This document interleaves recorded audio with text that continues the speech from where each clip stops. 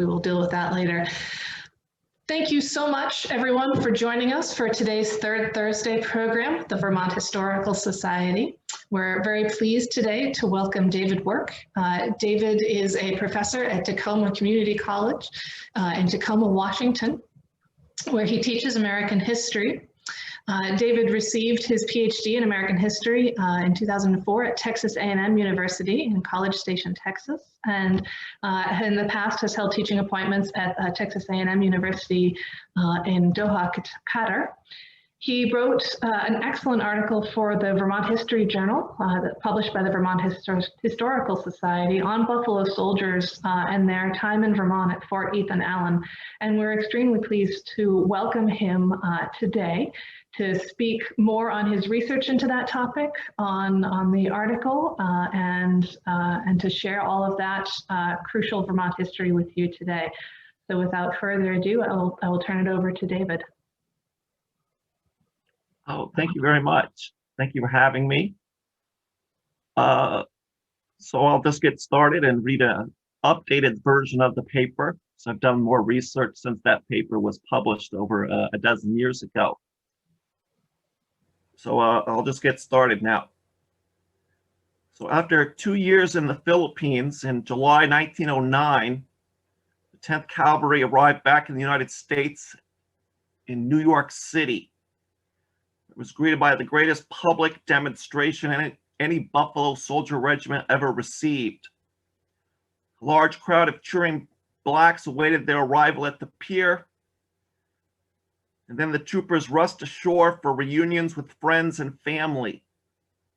The next day, the 10th paraded through the city. As ticker tape and streamers showered upon them, the African-American troopers marched down Wall Street, then up Broadway and onto City Hall Park, where the city's mayor remarked, "They are a fine lot of fighters, a credit to their flag." New York street seemed alive with cheering crowds, black and white. The remarkable day ended with banquet, speeches, and a vaudeville show. Sergeant Vance Marchbanks later commented that we were really entertained sumptuously. Never in my life I enjoyed a stay for a day or two like that enjoyed on this occasion. Early the next morning, the regiment proceeded to its new post, Fort Ethan Allen, Vermont, located next to Colchester, which lay between Burlington and Essex Junction. Constructed in 1894, the fort covered 600 acres of real estate several miles north of Burlington. Marchbanks remembered the fort as modern and conveniently situated. Only 3 years removed from the infamous Brownsville affair, in which the 25th Infantry, one of the 4 Buffalo Soldier regiments, was accused of shooting up the town of Brownsville, the 10th Cavalry became the second African-American regiment stationed in the Northeast. Many white communities were reluctant to accept the presence of black soldiers, as the memory of Brownsville distorted all white perceptions of these soldiers, as demonstrated by the reaction of Sackett's Harbor, New York, to the arrival of the 24th Infantry Regiment. In 1907, this community greeted the African-American regiments with protests and demands for its transfer to some other location.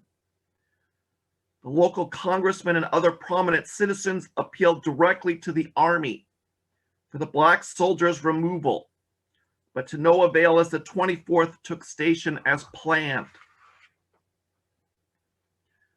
This reaction set an ugly precedent for the 10th Cavalry. News that an African-American regiment would be stationed at Fort Ethan Allen alarmed the almost exclusively white population of Vermont. Many feared the presence of a sizable number of African-American soldiers in their communities, and a debate ensued over whether the city should adopt Jim Crow facilities.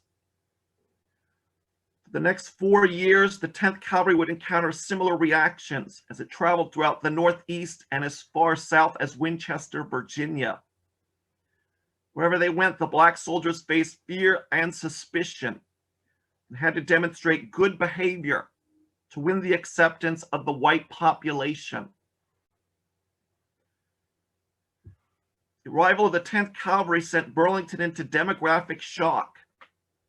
In 1900, Burlington's population, including the surrounding communities, was about 25,000 and included only 117 Blacks. In fact, the entire state of Vermont had an African American population of just 826.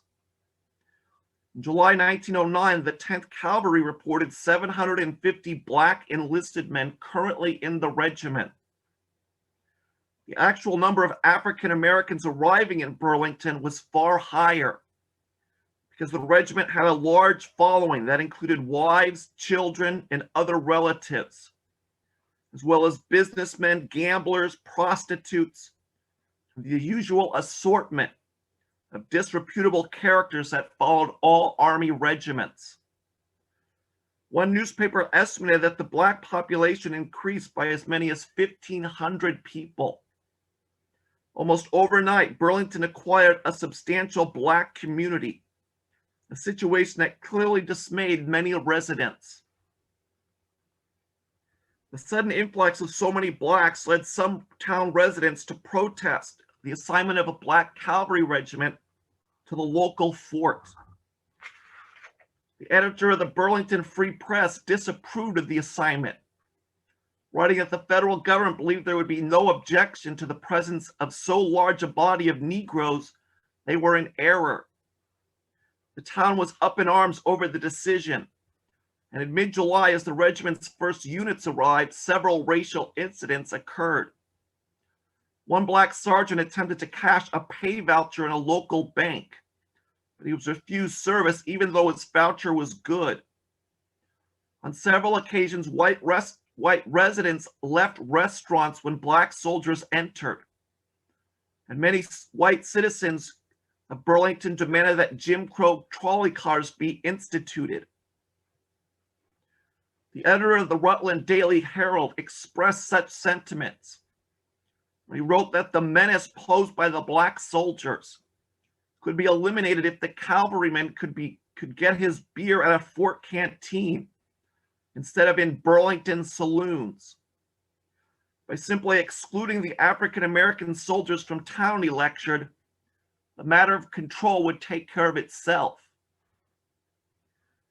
These reactions disturbed some residents of Burlington, who sought to defend the town's commitment to equal rights. Lucius Bigelow, a former mayor of the town, wrote the Free Press that there will not be any Jim Crow cars because no manly Vermonter wants them. There is no color line in our laws, he proclaimed, and there will be no color line in our cars. Furthermore, there was nothing to fear, Bigelow argued, because the soldiers of the 10th Cavalry were gallant, courteous, and kindly men who make no trouble and merit no insult or derision from their white fellow citizens. The Burlington Daily News, in contrast to its rival, the Free Press, published no comments against the African American soldiers and opposed Jim Crow cars, calling them a pipe dream. Elias Lyman, president of the Street Railroad Company, agreed with the Daily News and vowed that no segregated cars would be put into service. He expected no trouble from the famous 10th. The commitment to civil rights only partly explains why these prominent citizens expressed such noble sentiments. They also feared that the hysteria unleashed by the 10th's arrival was ruining Vermont's reputation. The editor of the New York Times attacked Burlington for its foolish and unpatriotic and unworthy reaction. The editor of the Springfield, Massachusetts Republican commented that the residents of Burlington should be ashamed of themselves. Some newspapers compared Vermont's behavior with that of the South, as exemplified by the editor of the Boston Traveler, who commented that the people of Vermont are acting not unlike their Southern brethren. A few Southern newspapers reacted to glee to what was occurring in Burlington, viewing the situation, as the editor of the New Orleans Times-Democrat wrote, as a vindication of their belief that whites and blacks cannot live in the same country peaceably unless separated by the color line. Such comments the editor of the St. Albans Messenger, a Vermont newspaper, wrote were not only humiliating, but adversely branded the people of Vermont as both Negro haters and a stubbornly bigoted, narrow-minded rural people.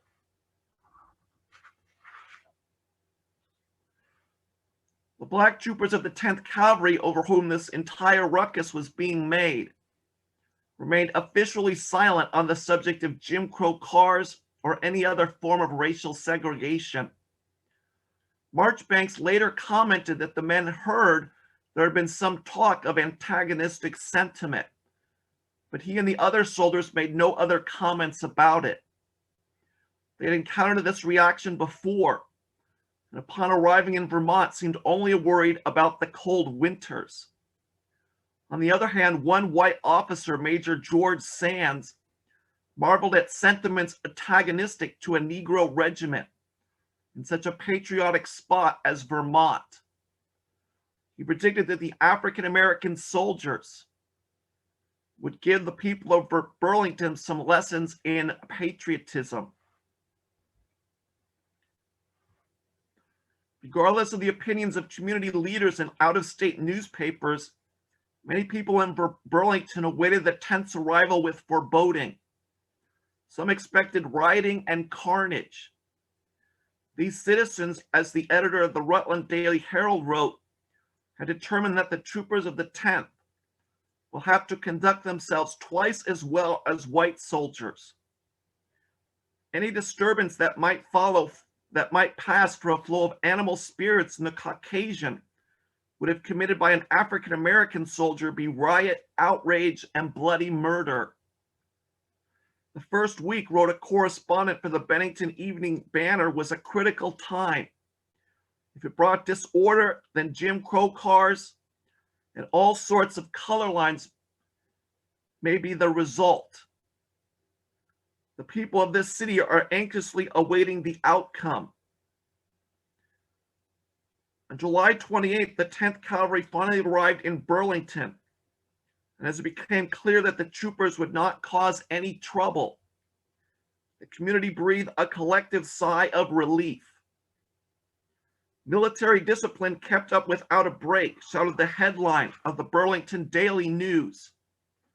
And the Rutland Daily News headline for August 4th proclaimed, "Fighting 10th still quiet." Throughout the first week, the conduct of the black soldiers consistently surprised many citizens. As the correspondent for the Bennington Evening Banner wrote, the 10th was proving a happy surprise. They haven't shot up the town yet. They don't mob the trolley cars, and are civil and courteous to both men and women. No racial conflict of any kind took place, and the soldiers rode the electric cars without incident. When a rumor spread that the soldiers had caused a disturbance in the streets, the Burlington Daily News vigorously denied the rumor and declared that the soldiers have conducted themselves in the most orderly manner.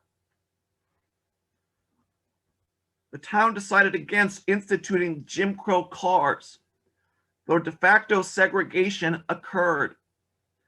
In some parts of the city, saloons provided separate bars for the black troopers. Others refused service to any African American in uniform. Within a few weeks, a small black business community emerged that catered exclusively to the black soldiers. The people of Vermont, as the editor of the Montpelier Journal wrote, had realized that the presence of a few colored soldiers at Fort Ethan Allen will not endanger white supremacy in Vermont. The editor further commented that if African American soldiers are good enough to be shot at in time of war, they are good enough to be accorded decent treatment in a time of peace. By August 14th, the editor of the Rutland Daily Herald, who previously opposed the transfer of African American soldiers to Vermont, was writing that the state of Vermont made a good exchange, and the hoodlum white soldiers were replaced by Negro cavalrymen. The conduct of the black troopers of the 10th Cavalry undoubtedly played a role in the town's acceptance of the regiment, as the men quickly became active and beneficial members of the community. The regimental band played for the public 4 times a week, and on one occasion the regiment's mandolin club and singers performed at a benefit for Burlington's library.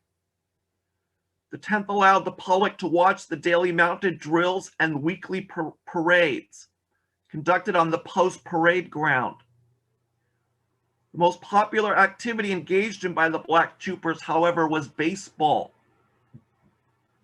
The 10th Cavalry's regimental team frequently played local clubs, such as the American Woolen Company and the Flyaways, and teams from the University of Vermont, Barry, Hardwick, Rutland, St. Albans, Dartmouth College, and West Point, New York.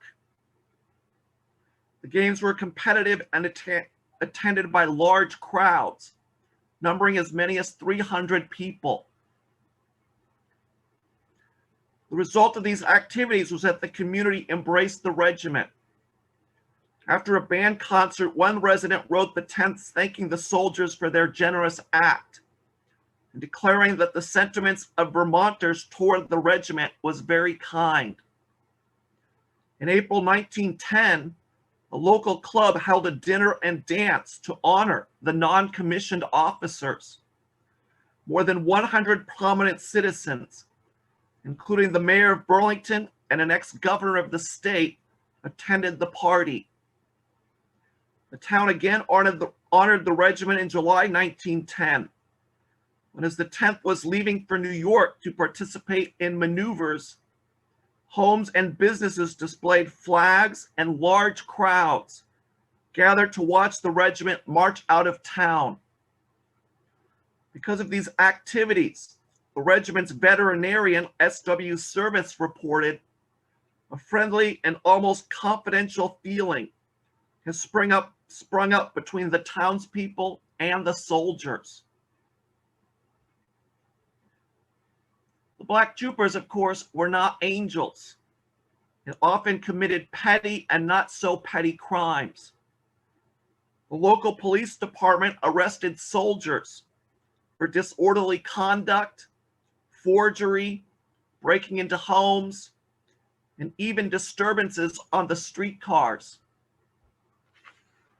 None of these incidents, however, led to any riots, outbreaks, disorders, or demands for Jim Crow facilities, as the white citizens of Burlington accepted them for what they were: isolated incidents caused by individual soldiers.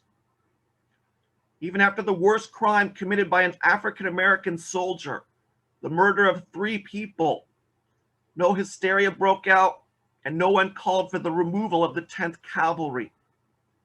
In this case, Private Matthew Carlisle killed a fellow soldier and 2 women, all of whom were black, as well as an officer's horse, before being surrounded, wounded, and captured by the post guard. Since the incident did not directly involve the white community, no hostile reaction was directed toward the African American soldiers. Despite these problems, the town of Burlington realized that the black troopers posed no threat and accepted them as segregated members of the community. As one of the town's police officers testified, the black troopers of the 10th Cavalry have given the police and the people of this city no trouble whatever. Although 10th Cavalry soldiers frequently interacted with their white neighbors, they spent most of their off-duty time among themselves. Shortly after their arrival, the Hiawatha Club opened, an African-American establishment that catered to the black soldiers in Burlington. It held dances and served primarily as a drinking hole. The establishment functioned as an unofficial enlisted man's club until it burned down in March 1912. Other soldiers purchased hunting licenses and went deer hunting. Many activities were conducted on post. The regiment held track and field meets and had interregimental baseball and basketball leagues. The regiment's off-duty activities were not confined to drinking or sports. In February 1911, Troop B put on a production of The Merchant of Venice. And on Thanksgiving 1911, the 10th held a Wild West show in the riding hall for members of the regiment and their families. Directed by First Sergeant Samuel Alexander, it featured bucking broncos, feats of horsemanship, and Indians attacking a stagecoach and settler's cabin, only to be driven off by soldiers. Many of these events occurred in the late fall and winter, a time when the weather prevented the regiment from conducting maneuvers or drills outside. The black soldiers of the 10th Cavalry frequently socialized with African Americans from around the Northeast, Canada, and even the Midwest. In November 1910, a dance was held in the barracks of Troop A to honor the team for winning the fort's baseball league pennant. Over 600 guests came from New York City, Boston, Philadelphia, Albany, and Chicago. The regiment's sport teams routinely played black baseball and basketball clubs. Soldiers also dated black women from Princeton, New Jersey, and Montreal. Many of these romances blossomed, and a large number of soldiers married while in Vermont. In 1910, the regiment contained 66 married men, 9 widowers, 4 divorcees, and 642 single men. Thus, about a tenth of the regiment had married by 1910. When the regiment arrived in Vermont, it already contained a large number of married soldiers, as one of the first things many of them did was to seek out tenements and houses for their families in the neighboring communities. The Army only provided base housing for the wives of non-commissioned officers. A long stay in Vermont, a state located close to northern cities with large black populations, allowed even more of the soldiers to find brides. Marchbanks later commented that many of our men married while in the state. The vast majority of these wives, although not all, were African Americans. The 1910 census listed 12 women as living on the post, all of whom the census taker described as black or mulatto. However, when the regiment arrived in Vermont, the newspapers reported that 8 soldiers had Filipino wives, and the first soldier to apply for a marriage license in Burlington, his bride-to-be was Filipino. None of the Filipino and few of the African-American wives lived on post. Most of them resided in Burlington, Essex Junction, or Winooski. There is little evidence suggesting what occupations these women may have performed. The 12 women listed as living on post all stated that they held no job. One soldier's wife living off post worked in the quarters of one of the regiment's lieutenants, probably as a maid. Many of the wives most likely found similar employment, if they worked at all. Local newspapers made frequent mention of soldiers converting with other African American women, who were almost certainly prostitutes. They were most often mentioned in the context of a police raid, as local law authorities sought to enforce laws banning both prostitution and alcohol. For instance, in October 1909, the police raided a disorderly resort in Burlington and arrested 3 women and 3 soldiers. The newspapers commented that the resort was owned by one of the women. On another occasion, 2 black women were arraigned in court, one for keeping a disorderly house near the fort, and the second for open and gross lewdness. Vermont also offered opportunities for the African American soldiers to socialize with white women. With few black women in the immediate area, at least initially, the local white women, whom Marchbanks always referred to as French Canadian, were the only females the men could consort with. Some of these women had no qualms about engaging in affairs with members of another race. The Burlington Daily News reported that some white women had resorted at the Hiawatha Club. Some of these women may have been prostitutes, as one was sentenced to 90 days in jail for open and gross lewdness after being arrested with a black soldier. Most of them, however, were most likely not prostitutes. Marchbanks, although already married, reminisced enthusiastically about the French Canadian women with charm, beauty, and irresistible sex appeal. Their soft hair and blue eyes completely engulfed the attention of most men. He claimed that more than 20 men married these French Canadian women. The regiment's white officers did not approve of these relationships and tried to prevent the soldiers from socializing with white women. One anonymous soldier complained to the Army's adjutant general that every time that an officer sees a soldier talking to one of these native girls, he goes to the guardhouse and half his pay is taken. The soldier claimed that officers tried to kick soldiers out of the Army if they were seen with a white woman. There was no official order or policy banning relations between black soldiers and white women. But some of the officers undoubtedly did everything they could to discourage relationships they viewed as immoral, probably seeing it as their duty to protect white women from their African American soldiers. Marchbanks later said that when the regiment left Vermont, the officers gave those men who had married white women a choice.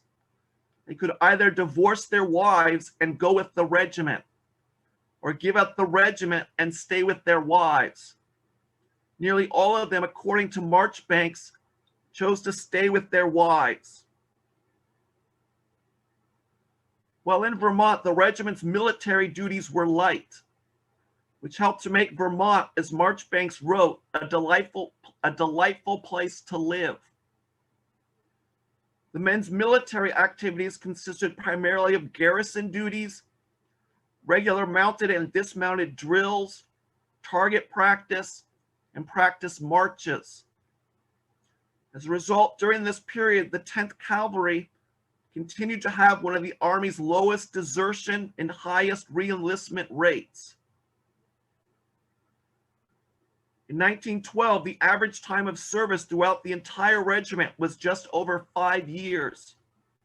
33 men had over 20 years of service, with the longest being the 26 years of Corporal William Thacker. Many units of the regiment participated in a variety of fairs, parades, maneuvers, and celebrations. They regularly attended the Rutland Agricultural Fair, participated in the Hudson-Fulton celebration in Albany, New York, took part in the dedication of the Saratoga Battle Monument, and served as escorts at the funeral of General Oliver O. Howard. The regiment engaged in maneuvers in Massachusetts, Connecticut, New York, and Virginia. and drilled with units of the Vermont National Guard. In September 1913, the 10th sent representatives to the celebration of the 50th anniversary of the issuance of the Emancipation Proclamation. On this occasion, Sergeant Major Eugene P. Frierson, in his address to the delegates, praised the performance of Blacks in the military and argued that they were a fighting member of the government. On these occasions, the regiment frequently passed through local communities that went out of their way to praise the African-American soldiers' conduct. In August 1909, the Boston Globe reported that after marching through 6 Massachusetts towns, not a single complaint was made. And in fact, everyone had nothing but the highest compliments to pay with regard to the conduct of the men. The residents of Schuylerville, New York, expressed similar sentiments in 1912, after the regiment spent a night with the community, complimenting the officers for the uniformly gentlemanly conduct of your men. The fact that whites went out of their way to praise the regiment clearly demonstrated both the underlying anxieties they felt when Black soldiers entered their towns and their astonishment when these troops did not cause any trouble.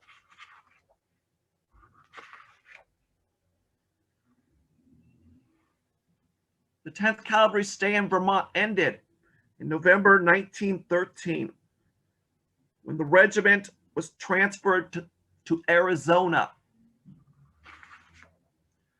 The newspapers of Vermont applauded the Black soldiers' conduct while in the state. The editor of the Rutland Daily Herald wrote, "The relations of the colored troops to civilians in this vicinity have been good." The Montpelier Evening Argos commented that the troopers were very peaceable. The Burlington Free Press praised the regiment for its always courteous and gentlemanly conduct. The hysteria that greeted the African-American troopers in 1909 was forgotten, as the Free Press rhapsodized about the goodwill that now existed between the regiment and the people of this state. The white community of Burlington extended this praise, respect, and generosity only after the Black soldiers proved beyond any doubt that they could be trusted. No white regiments were subjected to the same standards. When the 2nd Cavalry Regiment, a white unit, replaced the 10th at Fort Ethan Allen, the Vermont papers made no comments about the 2nd upon its arrival in the state. All right, that's all I have. I'm free to take questions now. Thank you so much, David. We do have a number of questions. Thank you everyone for joining us. Just as a quick technical reminder, you can ask questions in the chat, and we also have a number of questions lined up in the Q&A function, and I will posit those to you now, excuse me. We have a quick general type of question from Nikki. Nikki asks, why were these regiments called Buffalo Soldiers, and why were they rotated to Vermont? It's believed that the term Buffalo Soldiers comes from Native Americans who saw that Black soldiers' hair kind of resembled the hair of buffalo, and that's believed where that comes from. The transfer to Vermont, the Army regularly moves regiments around every 2, 3, or 4 years. And so it was just part of a general transfer of troops. Great. Ken has a question specifically about churches in the Burlington area. He notes, for example, Chaplain William T. Anderson served with the 10th Cavalry in Burlington. Do you know if he was welcome to speak in local churches, and do you know if any of the African-American soldiers themselves spoke attended any local churches? I've not found any direct evidence that Anderson spoke in local churches. There was nothing ever mentioned about it in the newspapers, at least. It's not to say that he might not have been. And I don't know of black soldiers attending any local churches that were primarily white. Mm-hmm. John is really intrigued about the baseball culture at the time and the way the soldiers formed a baseball team. He wants to know how can he find out more about the baseball culture of that time and the participation of this team of black soldiers. The best places to find that are in local newspapers, because they would usually carry small stories on any baseball games played. So that requires a lot of digging. You've got to be willing to, go through page by page of these newspapers, but that's where all that information comes from. Great. And just as a side note from the Vermont Historical Society, we did an exhibit a number of years ago on small town baseball and really baseball history writ large in Vermont. And there's been a lot of really good research on baseball in Vermont. So it doesn't surprise me at all that they found a thriving baseball culture to participate in when they arrived. So we've got some good stuff on that. Nikki asks, how long did the soldiers serve before they came to Vermont? Do you have a typical length of service? The typical average at that time was 5 years. So a little bit above, I think they enlisted for 3 years at the time, I believe. So it was above average. Okay. The 10th Cavalry had a lot of long-serving men. Well over 20 or 30 had been in the regiment for 20 plus years. And that was typical of the regiment. And that they had a strong esprit de corps as a result. Great. Elise is asking if you know of any photographs of the regiment stationed in Burlington, in particular, any of their social activities. No, I don't know of any of their social activities. The newspapers never published any photos of the social activities. I think there are a couple. When my article was published by the Vermont Historical Journal, I think they found a couple of photos of at least the fort and maybe of the soldiers at the fort. Yeah, great. So just to update on that, I did drop a link in the chat to the version of David's paper that was published in Vermont History. So you can read through his research there if you would like. You can find it in the chat, and I'll drop a link again before we end this this presentation. This paper was updated, so if they wanted to get the updated copy, you could give them my email, and I'd be happy to forward that on. Great. You've anticipated one of our other questions in the chat, which was for the updated version of the paper that you based your talk on today. So I will make sure that people get the link to your email address in the chat as well. So Pat, that was your question. We'll make sure that we get David's email address to you so you can contact him for an updated version of it. We have a question from Kenzie, who would like to know what the soldiers ate. Kenzie is 7 years old and would like to know what the soldiers were probably eating at 40th and Allen. At 40th and Allen, it probably would have had a standard military diet of potatoes, pork, or beef. In season, they probably would have had vegetables and fruit. And of course, during the winter, they wouldn't have had. I don't think they would have had anything like that at the time. I'm not certain. It's right at that period where refrigeration was starting to come in. So probably, as I said, principally potatoes, maybe corn, and beef or pork. Great, thank you. We do have a couple of sort of additional comments that people have made sort of in response to other questions that I want to make sure there's a shout out briefly. Carmen points out that newspapers.com is a terrific reference. They've done a lot of good indexing of Vermont newspapers, especially. I can speak from that perspective. So if anyone out there wants to do research, for example, into that baseball that was mentioned earlier, we can recommend that. And that there is a newer book on 40th and Allen that may have a little bit of information. Let's see, we have quite a lot of questions, which is great. Linda would like to know if you can expand on any of the soldiers' impressions of winter in Vermont or any details of what the regiment was doing during the winter. You mentioned that they sort of shifted their activities during the winter. Most of the soldiers were from the South, so they did not like the cold. It was one of their biggest complaints. And in the winter, they mostly stayed indoors. Most of their activities, they had a big, I think, hall where they could do some activities during the winter, some, drills and such things. But that was a time when a lot of military activities were constrained, so they had a lot more social activities involved at that time. Great. Amy would like to know if we know where the Hiawatha Club was located. I don't remember my newspaper reference, whether it gives the specific street or not. I have to look that up. I did not include it in the paper, and I don't know if they had a specific street. Great.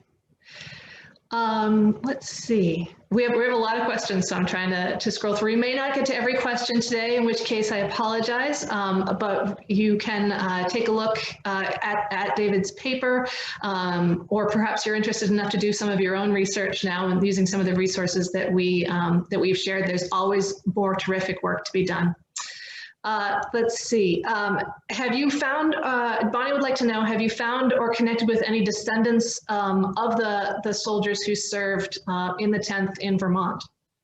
No, I have not. Paul would like to know if any of the soldiers from the regiment settled in Burlington, whether at the time when they left the regiment or later. I don't have any specific, but as I said, Marchbanks, as I quoted in the paper, said that several of them married white women and had to choose between the regiment and their wives, and they chose their wives. I assume some of them settled in Vermont. That's just a guess on my part. They probably would have stayed in the Northeast or gone to Canada. So some of those men may have stayed.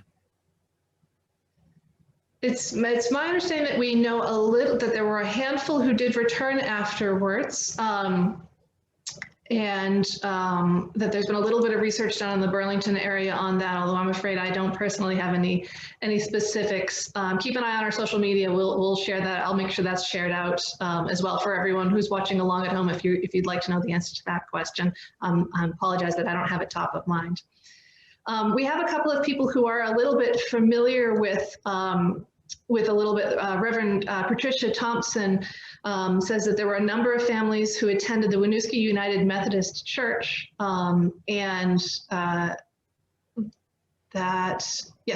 sorry, I'm just reading that you attended the Winooski United Methodist Church, and she believes that there are people working to make that church today a site on the Vermont African American Heritage Trail because of the Buffalo Soldiers' attendance. That's great. Elise Guyette, thank you, Elise, shares that the Chittenden County Historical Society has an article about a man named Frank Pate who stayed in Burlington with his Filipino wife and children. And Amy also posted a link to a piece about the Pate's Hotel on Archibald Street that was established by that same Pate family. Thank you. Yes, it was This Place in History that our director did. I'm going to drop that into the chat for everyone. If you can't see it in the question and answer, there it is in the chat for you right now to see. Judy would like to know if any of the soldiers trained on horseback. Yes, they all did. They were a cavalry regiment, so they were all horseback riders. They all had their own horse assigned to them. They would have been expert riders after several years, especially after 5 years of service. Great. We have a specific question. Do you know what firearms the 10th was using at the time? Were they still using excuse me for my pronunciation, the Krag carbines or the 1903 Springfield? A very specific. Springfield they would have been using carbines. I think they were still using the Krag. Unless they had a 1903 Springfield carbine, then they would have been using that. But it would have been a carbine. because that was the tip. That was what cavalry regiments were assigned. That as well as a pistol. They probably would have had the 1911 automatic pistol. Great. Stephen would like to know if any of the soldiers are buried in Burlington, if they passed away while they were with the regiment there. Well, I know soldiers did die there, but whether they're still buried there or whether the bodies were returned to their families, I don't know.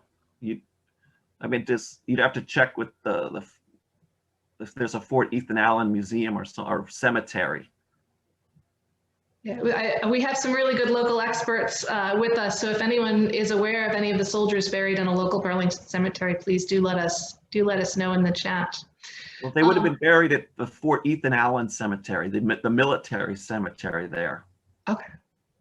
If anyone has any sense of that, please let us know. John would like to know if the regiment had a specific assignment while it was in Burlington. No specific assignment. The Fort Ethan Allen was essentially its just its base, its station. So that was just where they were assigned. But of course, every year they did have assignments such as maneuvers and parades and other things like that, especially maneuvers in the Northeast. Great.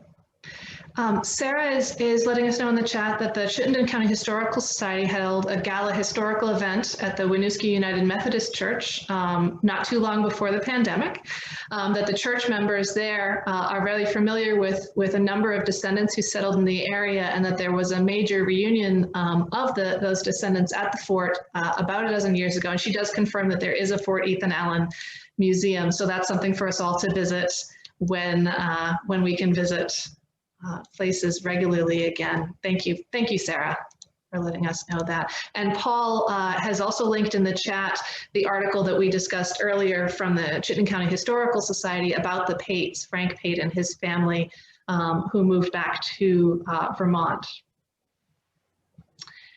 Bonnie would like to know how you became interested in the topic generally and came across this research. I became interested in it when I was at graduate school doing my master's, and I needed to come up with a thesis to write. I had recently read a book on the Buffalo Soldiers' service in the post-Civil War West, and it ended in essentially 1890. So I was interested in doing research on their service after that period, specifically up to World War I, because that would encompass their service in Cuba during the Spanish-American War, and then end with their service in Mexico, chasing Pancho Villa, which they were key participants in. And Vermont, their service in Vermont falls, right in the middle of that period. So that's what led me to research their status in Vermont. And it was fun to research because there's so many newspapers in Vermont, so many small newspapers. And that provided a wealth of information that, say, when there's, when they were in the Philippines, there's very little information. Great, thank you.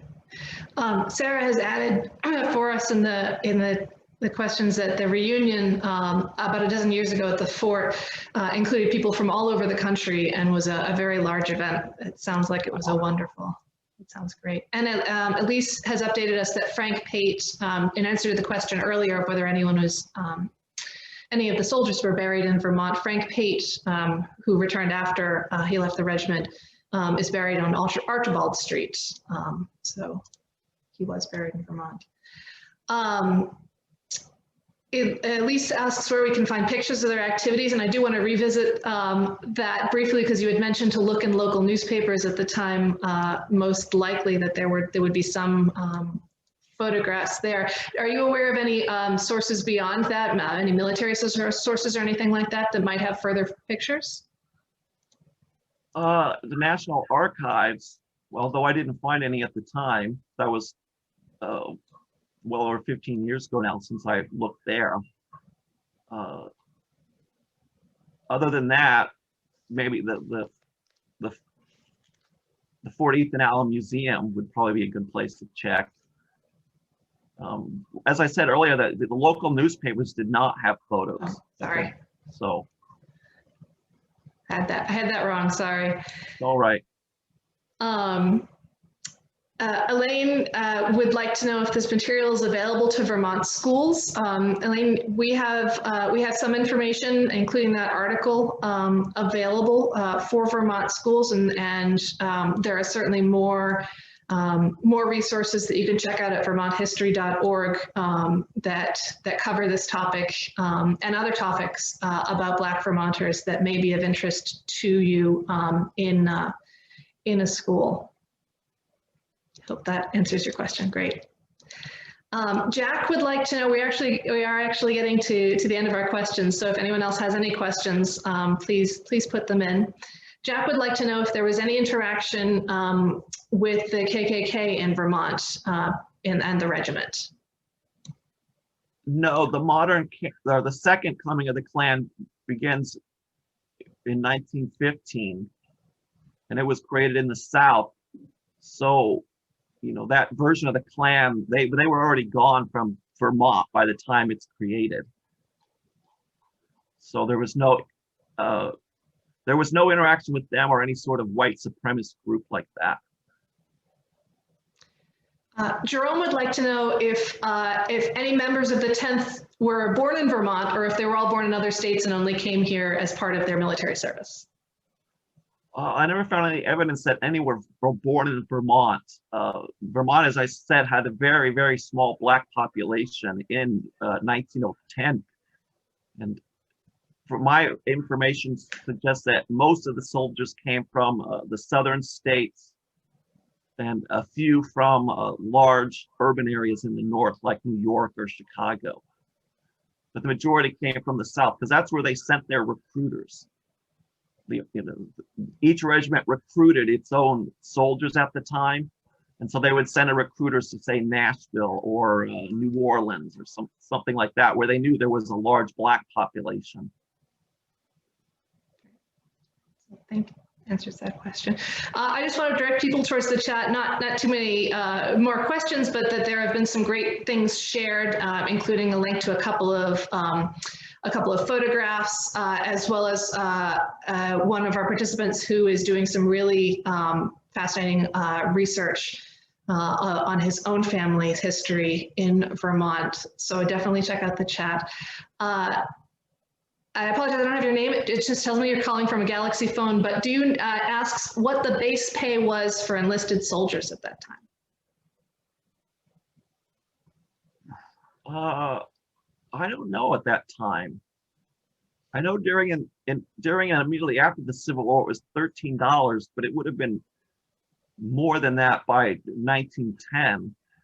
I don't expect it was much more than $20 or $25 a month, though, or a week.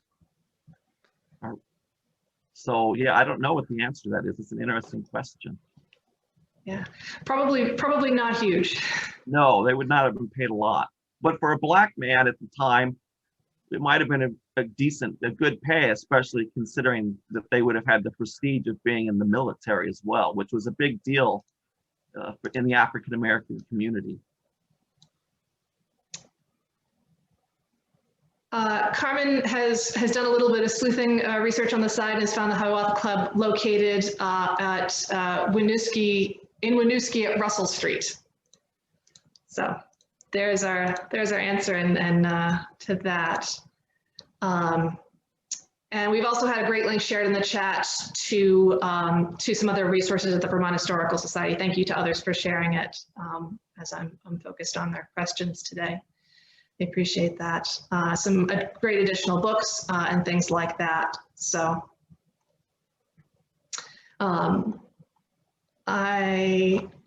we had a lot of questions, but I believe I have addressed them all. I apologize if I have missed your question. Thank you very much, David, for speaking with us today. No, thank you. I've enjoyed myself very much. It was very fun. Great. Thank you, everyone, for joining our talk today. Please make sure to check out vermonthistory.org for other resources on the history of Black Vermonters. And there was a link as well to a copy of David's article, which was published in our journal, Vermont History.